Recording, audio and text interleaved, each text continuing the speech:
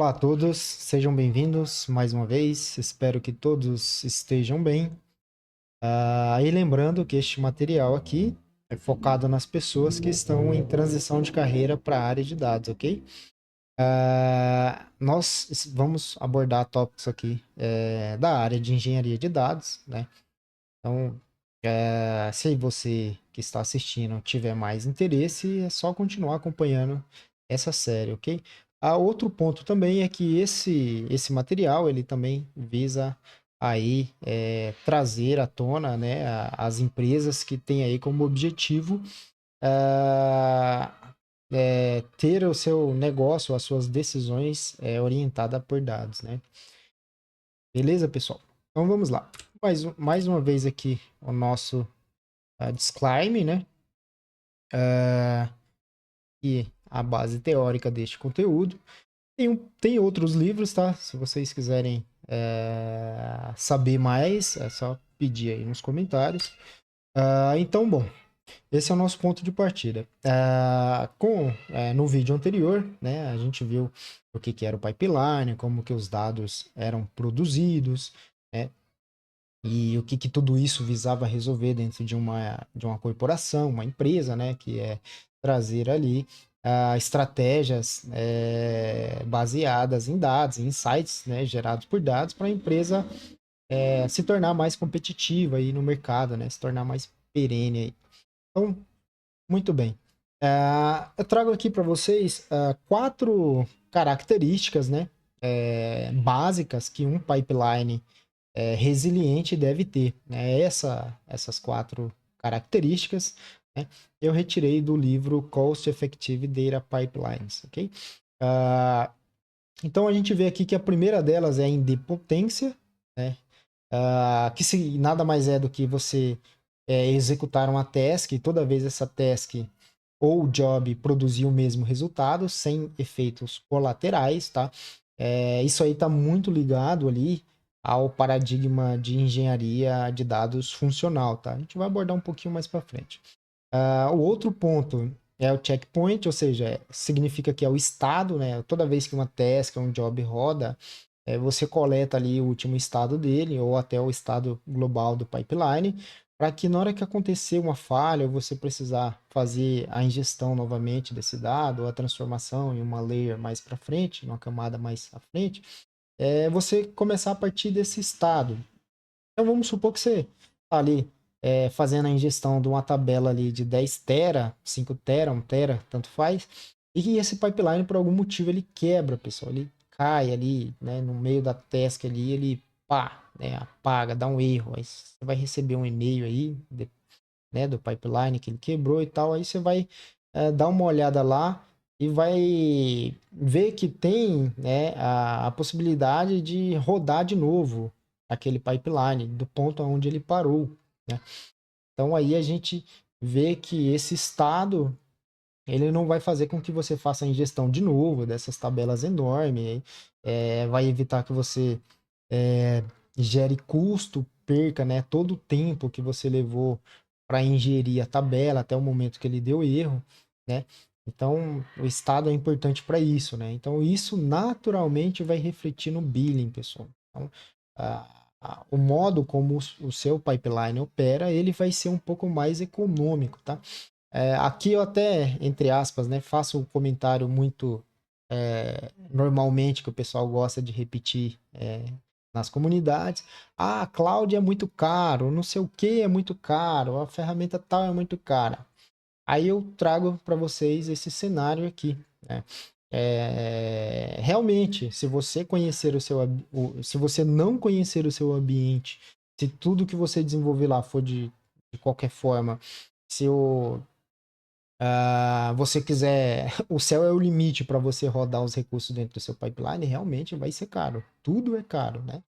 Mas se você conhece o seu ambiente, se você conhece as necessidades do seu ambiente, se você conhece ali os principais requisitos ali que a área de negócio precisa para trabalhar, para operar com seus dados, obviamente isso vai refletir num ajuste operacional e de eficiência grande, né? Se o time estiver ali preparado para isso, né? Então é importante ter profissionais preparados para isso, que conheçam isso. Um outro ponto é as tentativas automáticas, né? Então, se vocês puderem visualizar aí, vejam que a indepotência ela está intrinsecamente ligada com o checkpoint, que está com tentativas automáticas, tá? Então, a gente vê que a partir do momento que esse cara guarda estado e esse produz o mesmo resultado, esse aqui, se der alguma falha, ele vai rodar de novo, né, o pipeline a partir do momento onde ele parou, né? Então ele vai continuar de onde ele parou, e ele vai gerar o mesmo resultado sem efeitos colaterais, sem surpresinhas, pessoal. Isso aqui vem, né, do paradigma funcional, onde você consegue ali entregar, rodar uma função sobre um dataset, e ali ele sempre vai produzir o mesmo resultado. Uma questão interessante aqui com esse indepotência aqui, com esse tópico, é que sempre pegar a data corrente ali, a gente sempre pega a data corrente e acaba dando probleminhas. Então, na hora de projetar aí, na hora de desenhar, de debater com o pessoal, o time técnico, é importante ter em mente que tem que usar, né, o datetime current aí com cautela, porque a função, ela vai, o job, a task, ela vai rodar, e aí ela tem que produzir sempre o mesmo resultado. Então, se tiver alguma data diferente, né, ali no meio, um cálculo de data, tem que ter cuidado, tá? Mas esse é o ponto. E as tentativas aqui, eu achei interessante o comentário do autor do livro, né? Onde ele fala que, na melhor das hipóteses, né, é um rito de passagem. E na pior das hipóteses, é uma ocorrência diária, né? Executar novamente um job do pipeline com falha. Então, a gente vê que é algo necessário, que tem que ser pensado, porque senão você vai aumentar aí o seu billing lá pro céu. Então, eu deixei aqui, né, um comentário que ele deixa nesse capítulo do livro, né, capítulo 4 do livro. Ele fala assim: a falta de validação de dados foi o que levou ao erro multibilionário que compartilhei no prefácio do livro. Então, lá ele compartilha uma falha que ocorreu lá em um cenário que ele trabalhava, uma experiência que ele teve, é interessante. Então, e foi causada justamente por esse último tópico aqui, a validação de dados, né? Então é extremamente importante, né? Para que você vai reprocessar um dado com a má qualidade, ou com erro, ou com alguns dados corrompidos, né? Não faz sentido. Então é importante você criar regras ali no seu pipeline e vá ali validando, né? Não precisa ser de forma síncrona, né? Pode ser assíncrona também, né? Mas as que estão ali relacionadas com a ingestão, né? Principalmente esquema, tipo de dados, né? Da sua tabela, é importante ter uma validação ali no momento. O grande ponto aqui da validação de dados é evitar o processamento de dados ruins ou incorretos, inconsistente, né? Que vai direto aqui nesse ponto, eficiência e econômico, tá? Então, com esses 4 pontos aqui, você consegue construir um pipeline resiliente, né? E um pouco mais flexível, pessoal. Claro que tem mais, tá? Então a gente poderia adicionar aqui segurança, né? A privacidade de dados, a integridade de dados, a latência, né? Ou seja, que adianta você consumir seus dados, né, em 5 ou 10 horas de processamento, que é o tempo que o seu pipeline leva para processar ali um projeto, né? Um processo dentro do seu ambiente, e a área de negócio precisa consumir isso em 1 hora, D-1, né? Sempre o dia anterior, e você leva 10 horas para processar isso aí. Então tem a questão da latência, tá? E a tolerância à falha. Então a gente vai, no próximo slide, a gente vai descer um pouquinho mais no detalhe para ver isso. Ok, pessoal? Então é isso. Essas aqui são as 4 características, né? As 4 características que um pipeline precisa ter para ser resiliente, né? E minimamente eficiente. Lembrando que não se limita a estas, só tem mais, a gente vai abordar no decorrer da série, mas essas são as principais. E outro ponto interessante aqui é a questão de usar metadados, tá? Que vai colaborar muito para isso aqui. Então, vamos seguir aqui. Eu preparei esse desenho aqui, pessoal, com base na minha experiência, tá? Então, eu passei em alguns ambientes não muito maduros e outros extremamente maduros, que dava gosto mesmo de trabalhar assim, de se debruçar em cima das questões lá com o pessoal, né? E nesses cenários muito que tem uma maturidade legal de dados, os assuntos que aparecem lá são complexos de verdade, pessoal. Então a gente fica ali, né, na Refined, na Planning, debatendo, tentando entender como resolver as questões, né? Então, e também eu trabalhei em ambientes não muito maduros, aonde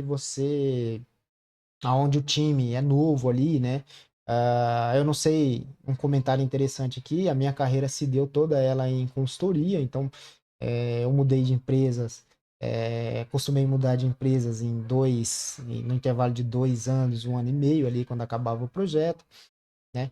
Então eu participei de vários projetos da área de RH, logística, é, ali da área de varejo, da área de financeiro também. Então, eu resumi tudo aqui, a arquitetura dos ambientes onde eu passei, os pipelines, nessa imagem aqui. Então, vamos lá. Então, aqui a gente tem as fontes de dados, né?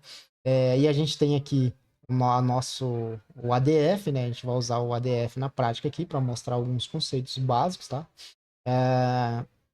A gente tem aqui a camada de processamento. Observem que ela está totalmente separada da camada de armazenamento, tá? Então a gente tem aqui a camada de data warehouse e optimização. Então eu coloquei isso aqui com base nos ambientes mais legais que eu passei aí, né?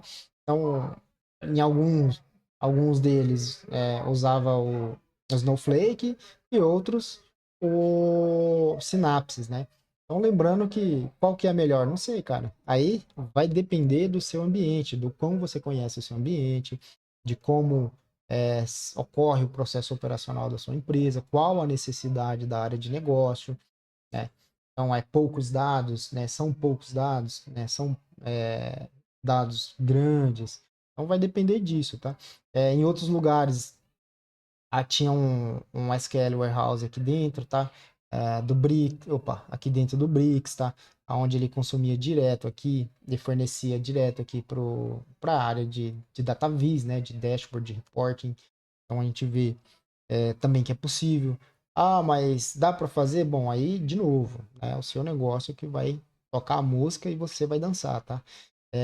Outro ponto também que eu achei interessante nesses lugares, né, onde achei o ambiente bacana, é que eles tinham uma área lá de data science, né, ali reservada para a prática de machine learning, advanced analytics e agora o AI, né, o Gen AI. Então tinha um workspace lá, uma área onde eles consumiam direto aqui da Gold, a área de negócio nesses ambientes, nessa área aqui que ocorreu a democratização de dados, tá? Eles não tinham acesso aqui. Para cá, só aqui nesse lake aqui, era somente a área de Data Science, né? Que podia acessar até a Gold. Eu estou falando de empresas que eu trabalhei, tá, pessoal? Não estou falando que isso deve ter na sua empresa, né? Vamos separar direitinho aí, porque cada empresa opera do seu jeito, de acordo com o seu ambiente, tá? É bom deixar isso claro. E outro ponto também, é bom a gente deixar claro que não é porque ouviu um vídeo que nem esse, né? No YouTube ou no Medium, ali um artigo que eu vou sair replicando internamente, tá, pessoal? Então é importante sempre você conhecer o seu ambiente. Conheça o seu ambiente e você vai saber o que fazer. Não tem erro, pessoal. Isso aqui é certeiro. Quanto mais você conhece o seu ambiente, mais você vai saber o que fazer dentro do seu ambiente, né? Em questão de organização, proatividade, etc, tá? Então, vamos descer um pouquinho o nível aqui. Então, tudo isso aqui que você está vendo é o pipeline, tá?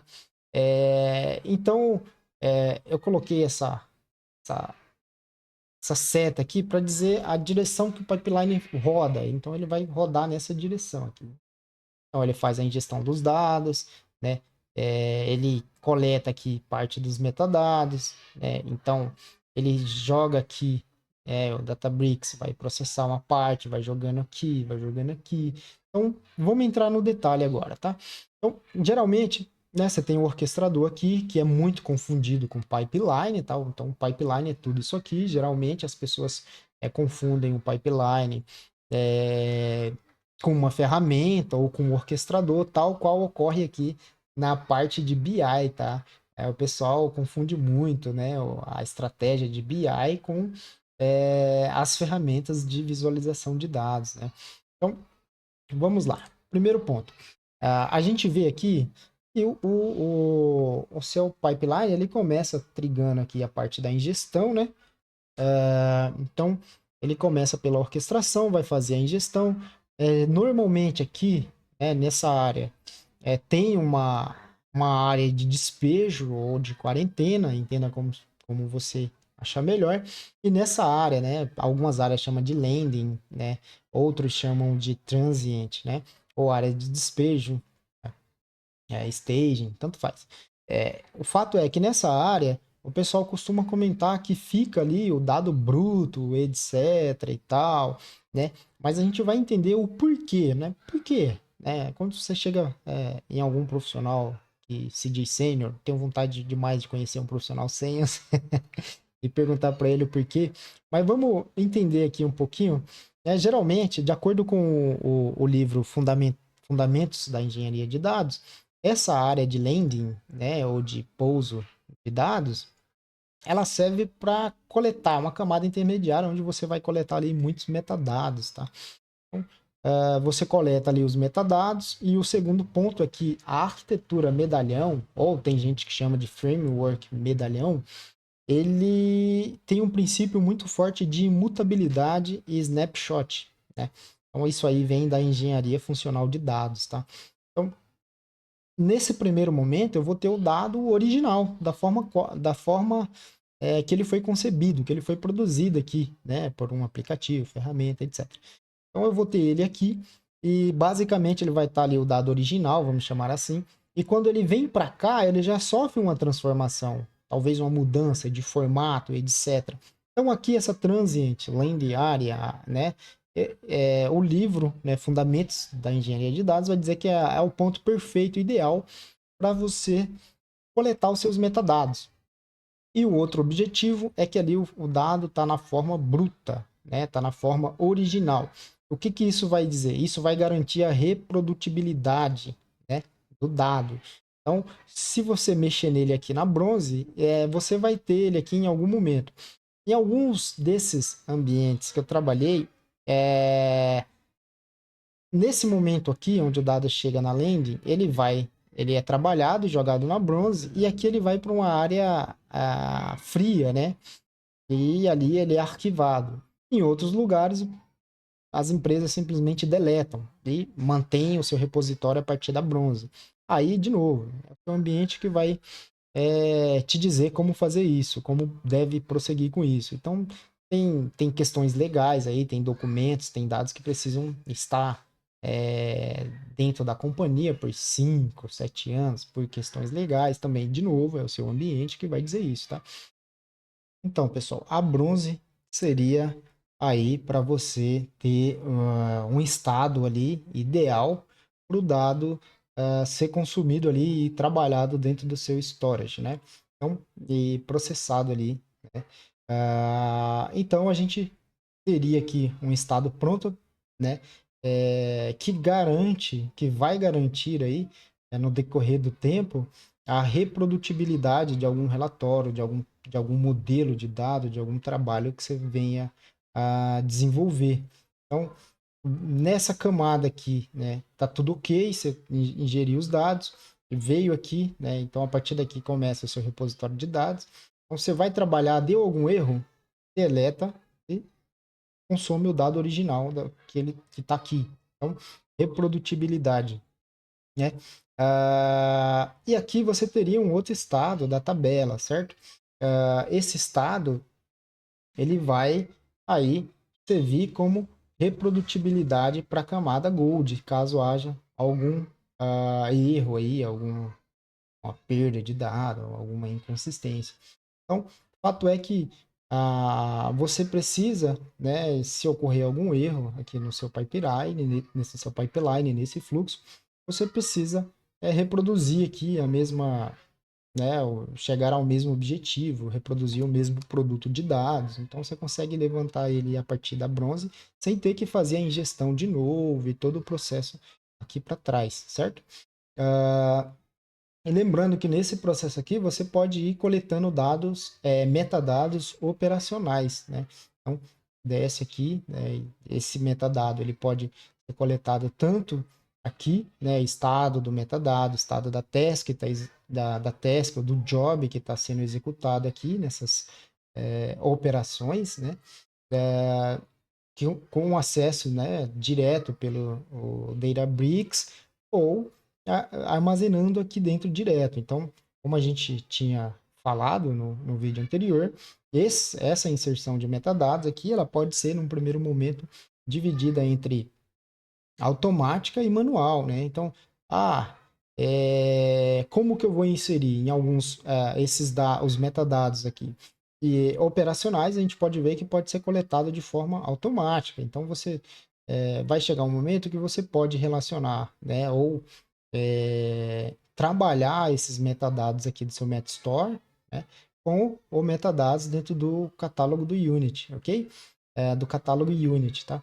Então, aqui também, né, vai ser armazenado metadados de infraestrutura, né, as tags do seu recurso. Então, quando chegar um pessoal novo que quer saber onde estão as coisas, né, que raramente a gente acha dentro dos ambientes novos que a gente entra, então você teria aqui dentro do seu Metastore, né, então, cada tabelinha separada por assunto dentro do banco, com seu esquema bonitinho. As aplicações de DevOps viriam aqui nesse repositório, né, para puxar configurações de dados, de infra, né, e os dados operacionais aqui do seu pipeline como um todo, tá? Uma vez que dentro do catálogo aqui do Unity, você teria apenas o que é processado dentro do Databricks, certo? Então, aqui nesse Metastore não, você tem o metadado do seu ambiente, né, operacional como um todo. E aí você pode inserir manualmente os desenvolvedores, os engenheiros de dados, né? Eles vão aqui e fazem a inserção de dados via proxy, né? A procedures, né? Ou você pode desenvolver uma interface gráfica aí com Power Apps, né? Para essa catalogação aí dos metadados, né? Que óbvio, é, nesses ambientes mais maduros é controlado, o pessoal da governança estava em cima ali, né? Até porque nesses ambientes também já tinham lá uma área de escrita de documentação, né? Então, são poucas empresas aqui no Brasil que têm esse departamento de escrita, de documentação, de versão de aplicações, né? Então, é importante. Então, aqui a gente já está falando de um ponto ideal.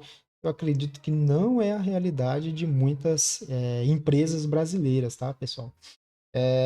Então, a gente pode ver que orquestração, ingestão, processamento, modelagem, BI, Analytics e Data Science, né, estão dentro do seu pipeline como um todo. Então, cada partezinha aqui é um componente do pipeline. Não, como, né, eu comentei anteriormente, não significa que o ADF aqui ele é só o orquestrador. Não, ele pode ser usado estrategicamente para coletar metadados, né, operacionais ou de infra, né, ou de negócio, né, startar processos, né, de qualidade de dados que vão validar seus dados. Isso aqui, pessoal, não precisa ser de forma síncrona, tá? Pode ser assíncrona.